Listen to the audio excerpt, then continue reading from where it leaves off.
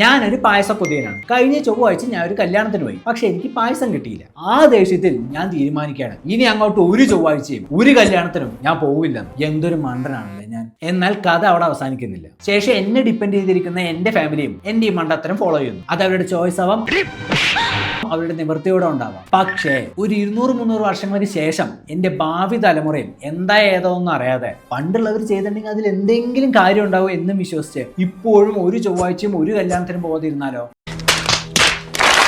ആന മണ്ടത്തരമല്ലേ. ഇതുപോലെയാണ് നമ്മുടെ നാട്ടിലും വീട്ടിലും ഒക്കെ എന്താ ഏതോന്ന് അറിയാതെ ഫോളോ ചെയ്ത് വരുന്ന പല വിശ്വാസങ്ങളും പല രീതികളും. ഉള്ളൊരു കുട്ടി ലൈഫിൽ 100 റെസ്ട്രിക്ഷൻ കൊണ്ടുവന്നിടാതെ സിമ്പിളായി ചിന്തിക്കുക, സിമ്പിളായി ജീവിക്കുക. പറ്റുമെങ്കിൽ ലോജിക് ഇല്ലാത്ത മണ്ടത്തരങ്ങൾ അടുത്ത തലമുറയ്ക്ക് പകരം നൽകാതിരിക്കുക. അതിനാദ്യം ഇങ്ങനെ ഒരു വ്യൂ പോയിന്റ് കൂടെ ഉണ്ടെന്ന് അവരെ അറിയിക്കുക. അതിനായി ഈ വീഡിയോ നിങ്ങളുടെ ഫാമിലിക്കും ഫ്രണ്ട്സിനും ഷെയർ ചെയ്യാം. നിങ്ങൾ കണ്ടതും കേട്ടതുമായ ഇത്തരം മണ്ടൻ വിശ്വാസങ്ങളും രീതികളും കമന്റ് ചെയ്യുക.